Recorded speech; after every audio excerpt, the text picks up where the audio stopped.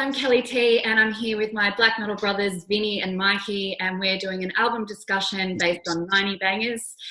You guys got to pick these albums, so we picked 4 names and albums out of a hat, which were At the Gates, Slaughter of the Soul 1995, Dismember Like an Ever-Flowing Stream from 91, Morbid Angel, Covenant from 93, and Darkthrone, Panzerfaust from 95.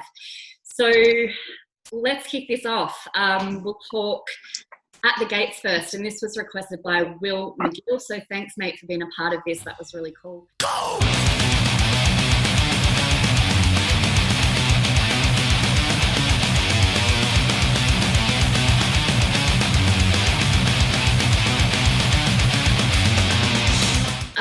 I'm not really knowledgeable on melodic death metal because for me, death metal is not melodic. I guess that's because I don't expect or really want to hear that stunning melodicism in a genre that I think should just be really mean and nasty and brutish. But there are exceptions to the rule, and had this one not been picked out, I've never listened to this from start to finish like I have this week, and I did enjoy it. You know, I mean, considering when this came out, like it came out in 95, the production of this, you can't fault it, you know, like it was so crisp and so well done. The standouts for me also were the drum tracks. They were just so intense and so thick, and I always hone in on drum tracks.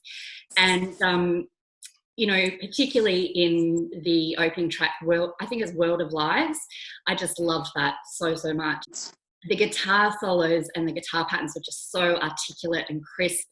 So really what blew me away more than anything was the production of this album. Vocally, this one, for me, it was a little bit one-dimensional. Like I felt like I was enjoying it to start with, and then it got a little bit one tone, if that makes sense. So that's probably the only thing I can fault. This is classed as one of the most influential melodic death metal albums of the 90s. So I don't know enough about melodic death metal to understand why, and I'm wondering whether there's been other bands with not such a big name that were doing this before them. So I'd be really interested to hear from people on that. But it was a good listen. I enjoyed it. So I like this album. I have always enjoyed At the Gates. They're one of those bands that kind of paved the way for a band like the Black Dahlia Murder to do what they do, and you can definitely hear how Black Dahlia got their sound from them. As far as this as ours, their 92 record. So listening to this week was kind of a rehash of something that I haven't really heard in a long time. And I agree with you. The quality, the production quality of this album is just stellar. The drums are sick on it. A lot of riffs are really precise, which I appreciate always. The vocals, you're right, they do become a little monotonous over time. But I mean, I guess when you're pioneering a genre, you're bound to have a few, you know, ups and downs. Oh, yeah. So, Mikey, what do you think? I slept on this album for the longest time. I was a fan of a band that you mentioned, Vinny, the Black Dahlia Murder. Yeah. And I've always slept on them because there's really not really a reason why, but I'm really kicking myself in the ass for doing that now because I actually really like this album. And I know how we talked about it when we first had the drawings. I was like, not really big on that album. But then once I tried it out, I actually really enjoyed it. I like his vocals, it's got a nice scratch to it. Guitar solos, just like you mentioned, Kelly. And the production, just as you both mentioned, it was nice and clean, but it also had a good crunch to it. And for them to, just like you were saying, Vinny, to pave the way, I mean, they started out with a banger for sure, I think. Yeah, definitely. All right, so the next album we're talking about is Dismember Like an Ever-Flowing Stream from 91.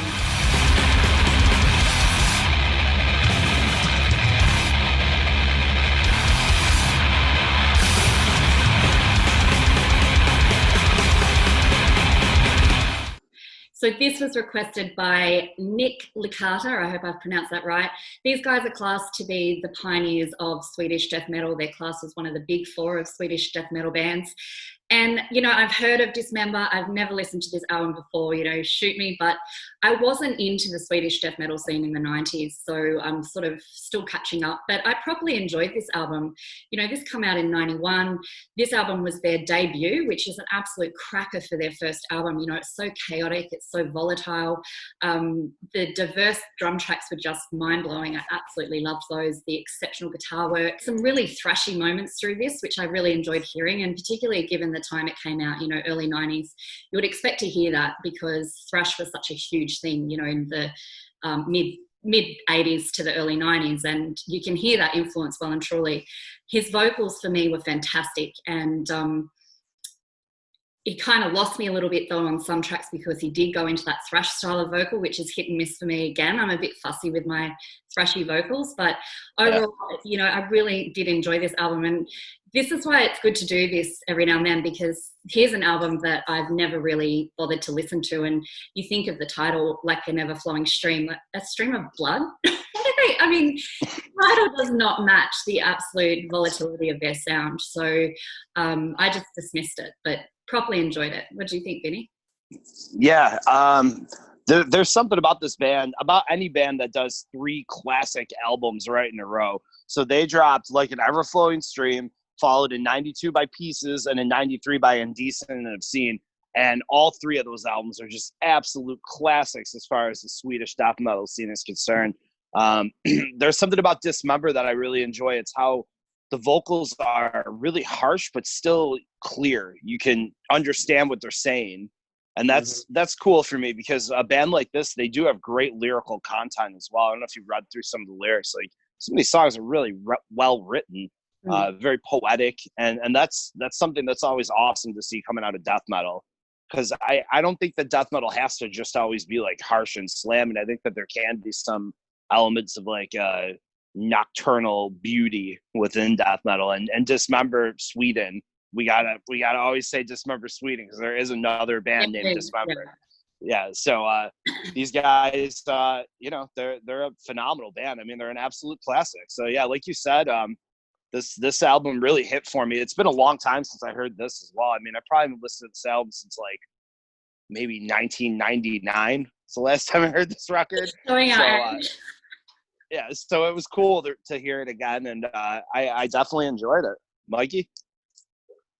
Well, I will say that out of the 4 albums that we were given, this is by far the one that has grown on me the most this week.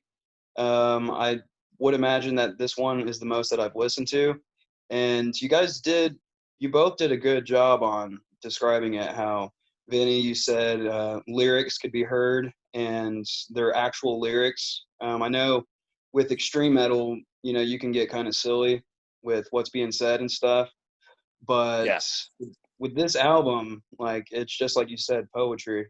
And that album art, like, when I saw it before I pressed play, like, I just knew that I was going to get myself into a really badass album, and it delivered on all takes. And I also love that the bass sound for it had that like classic 90s old school death metal bass tone to it, to where you can hear it, and you can hear the chugs, to where it's not just note, but you can hear the chugga chugga chugga on the bass. And yeah, I'm really glad that got picked. If it didn't get picked, then who knows how much longer that would have been hidden away for me. Yeah, I feel the same. And it definitely with the bass, like, I felt like the bass just shined at the right time, and then just worked perfectly with the guitars as a rhythmic process. So yeah, I did really enjoy that album as well. All right, moving on now to Morbid Angel, Covenant, 1993.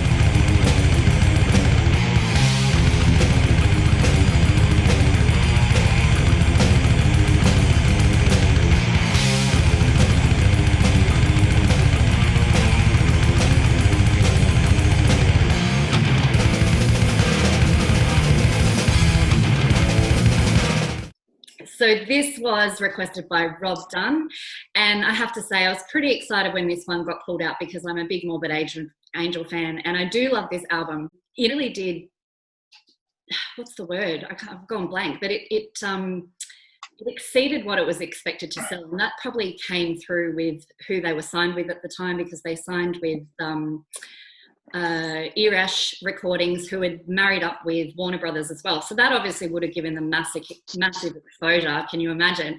But this was actually the biggest selling album, death metal album, up until 2003 of all time.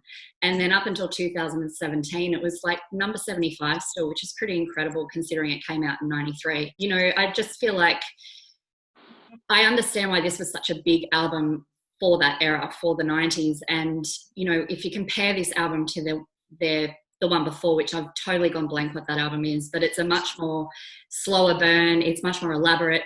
And then if you go back to their 89 album, their first album, Altars of Madness, for me, Covenant is a continuation on from that, where it's just so raw and so roughneck, you know, like the heavy death metal riffs are just insanely good.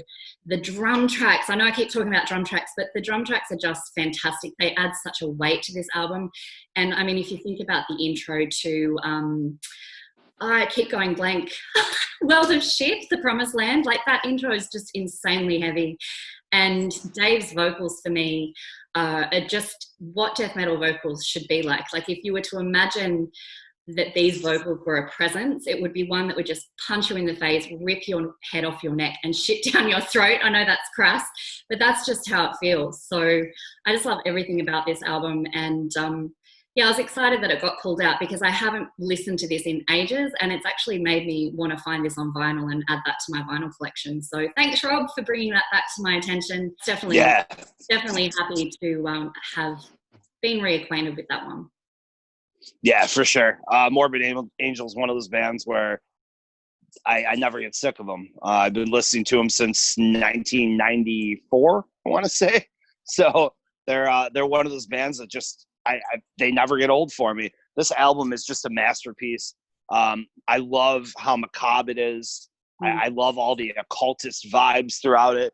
Tracks like God of Emptiness, Sworn to the Black, even Lion's Den. Like there's just so much occultist undertones and those tracks that, I mean, you guys know me, I love that shit. So this album is just a classic, absolute banger. Lyrical content is solid, the vocals are fantastic, the guitars are totally ripping. Again, like you said, the drums, because apparently we're all whores for drums, but the drums on this record are recorded like masterfully, super precise, just blasting. I love this shit. Mike? Yeah, Morbid Angel would be my favorite from the 90s Florida death metal scene, and there were some huge names coming out of there, and just like you said, Vinny, never got tired of them.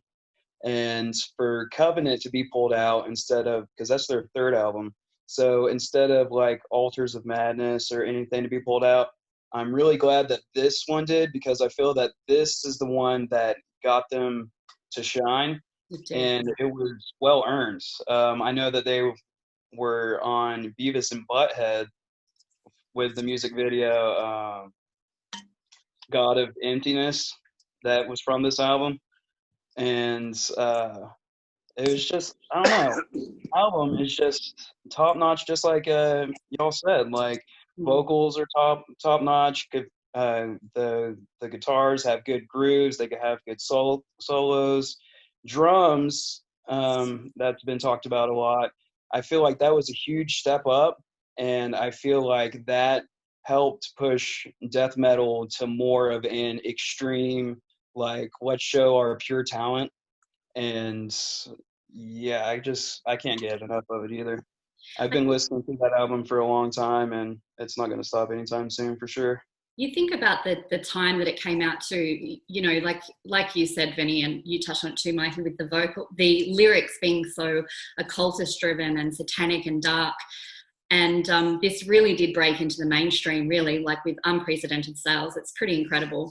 The album's just defined by complete misanthropy and hate. I just absolutely love it. So thanks for taking that one out, Rob. I agree. If you just real quick, let me just touch on one more thing with this record. If you compare this to some of the other death metal that was coming out at the time, where it was all just like gore and guts and even recording quality compared to like Obituary. I mean, this album just knocks the socks off all that other stuff. So that's what I got on that. Totally. Sorry, go ahead. We all agree on this one. Great album. All right, last but not least, and I know Mikey is hanging to talk about this one because he's a big Darkthrone fan, is Panzerfaust by Darkthrone, released in 95.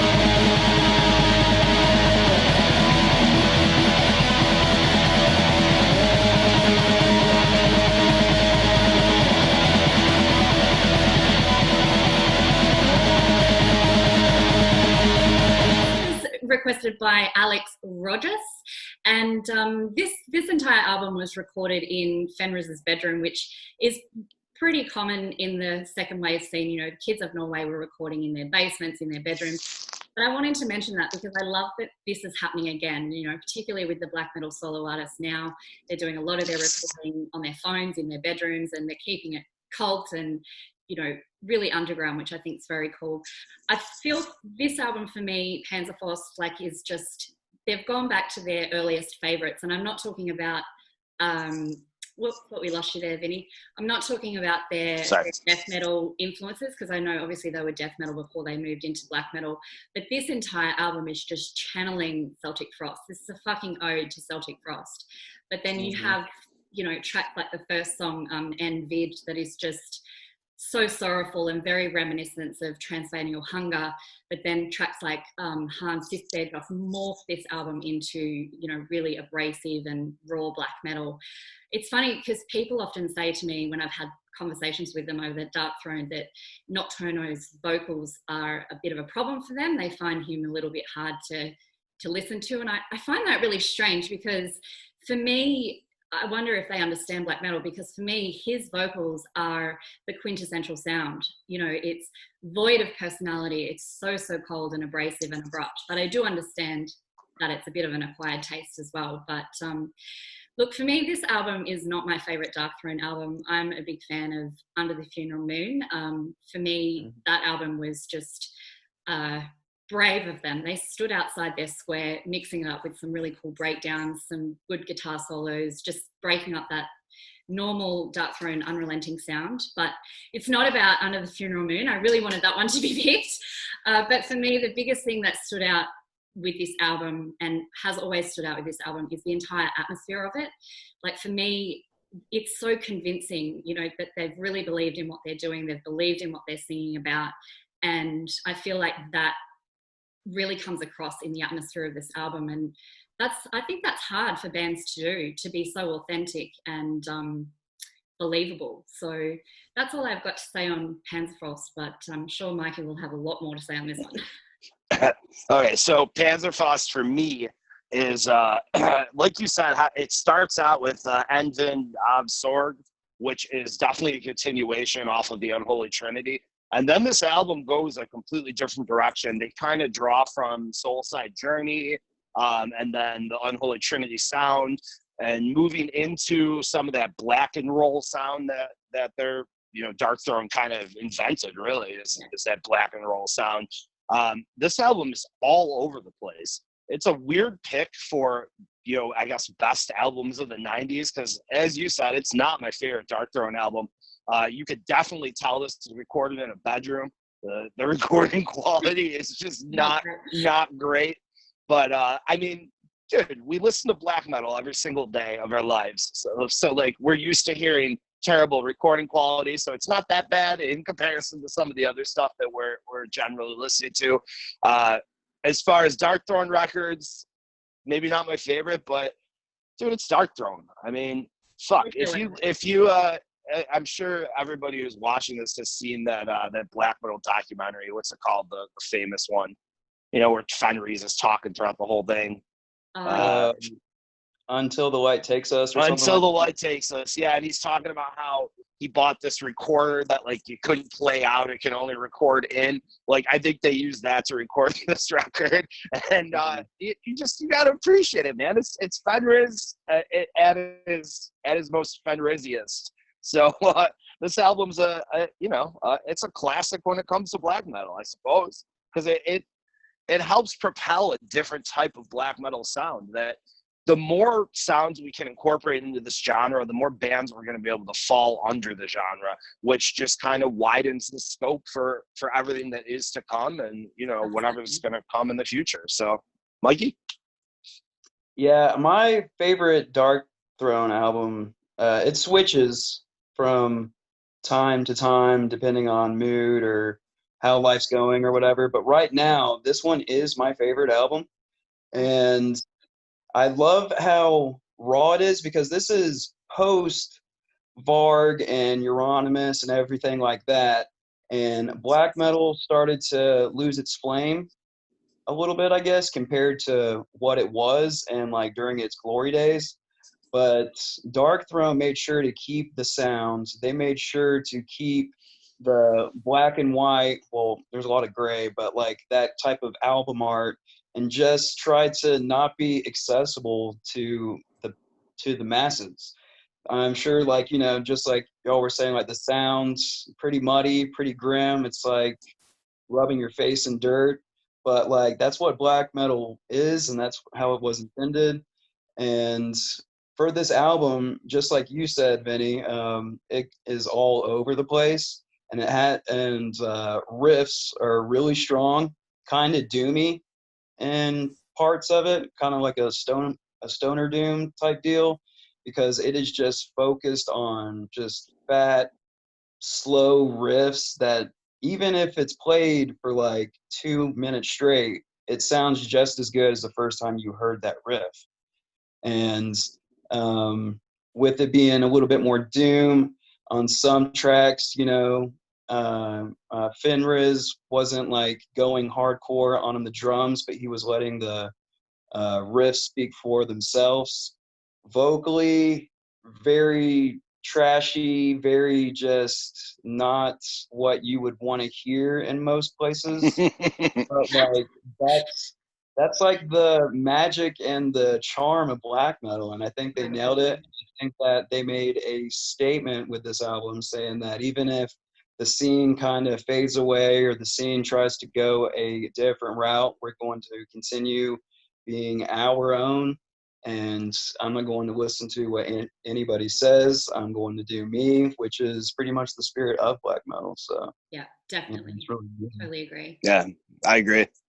So we should talk very quickly about our top three. I just want to thank all the people that did participate in this album discussion, especially the people that have requested these albums that we've talked about today. It was really cool.